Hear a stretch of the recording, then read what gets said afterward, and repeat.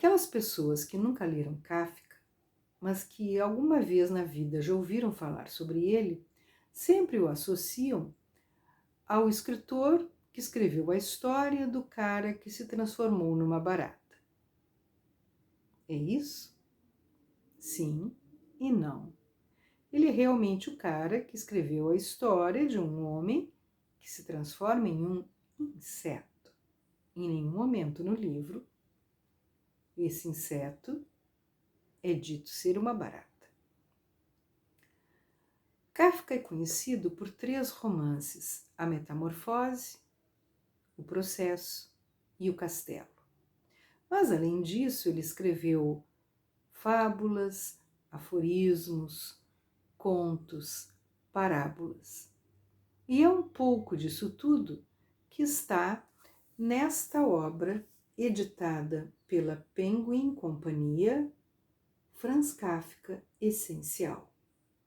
E dessa obra eu vou ler para vocês um pequeno texto, cujo título é Diante da Lei, que, segundo consta na introdução a ele, é o centro nervoso do processo, do romance O Processo. E é classificado como uma parábola. E aparece no capítulo 9 do Processo, do qual foi extraído pelo autor para ser publicado em 1919 no livro de contos Um Médico Rural. Vamos então ao texto Diante da Lei. Diante da lei está um porteiro. Um homem do campo chega a esse porteiro e pede para entrar na lei, mas o porteiro diz que agora não pode permitir-lhe a entrada. O homem do campo reflete e depois pergunta se então não pode entrar mais tarde. É possível, diz o porteiro, mas agora não.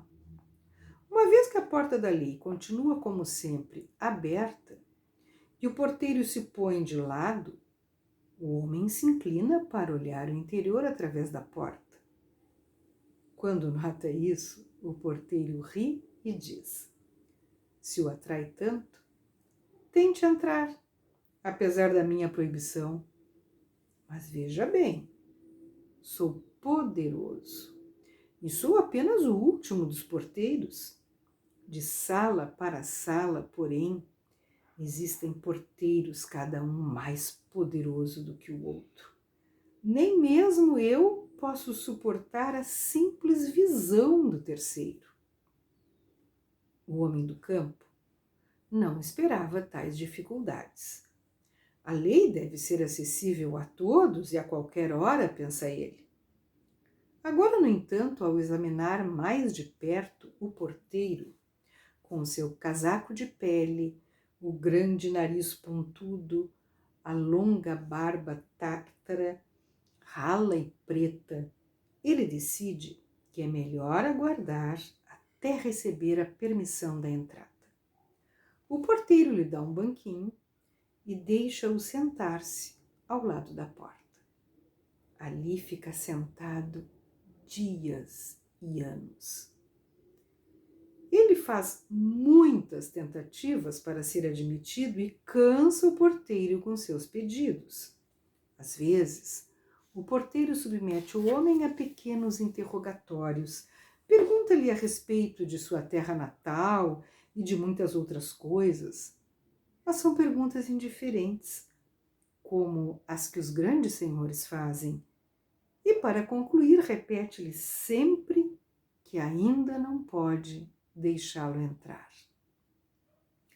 O homem, que havia se equipado com muitas coisas para a viagem, emprega tudo, por mais valioso que seja, para subornar o porteiro. Com efeito, este aceita tudo, sempre dizendo: eu só aceito para você não julgar que deixou de fazer alguma coisa. Durante todos esses anos, o homem observa o porteiro quase sem interrupção. Esquece os outros porteiros e este primeiro lhe parece o único obstáculo para a entrada da lei. Nos primeiros anos, amaldiçoa em voz alta e desconsiderada o acaso infeliz. Mais tarde, quando envelhece, apenas resmunga consigo mesmo. Torna-se infantil e, uma vez que por estudar o porteiro anos a fio, ficou conhecendo até as pulgas da sua gola de pele, pede a estas que o ajudem a fazê-lo mudar de opinião. Finalmente sua vista enfraquece e ele não sabe se de fato está ficando mais escuro em torno ou se apenas os olhos o enganam. Não obstante, reconhece agora no escuro um brilho que irrompe inextinguível da porta da lei. Mas já não tem mais muito tempo de vida. Antes de morrer, todas as experiências daquele tempo convergem na sua cabeça para uma pergunta que até então não havia feito ao porteiro. Faz-lhe um aceno para que se aproxime, pois não pode mais endireitar o corpo enrijecido. O porteiro precisa curvar-se profundamente até ele, já que a diferença de altura mudou muito em detrimento do homem. O que é que você ainda quer saber? Pergunta o porteiro. Você é insaciável. Todos aspiram à lei, diz o homem. Como se explica que em tantos anos ninguém além de mim pediu para entrar? O porteiro percebe que o homem já está no fim e, para ainda alcançar sua audição em declínio, ele berra: aqui ninguém mais podia ser admitido, pois esta entrada estava destinada só a você. Agora eu vou embora e fecho-a. Que tal? Kafka paradoxal. Fantástico. Franz Kafka, Essencial, Penguin Companhia. Boa leitura.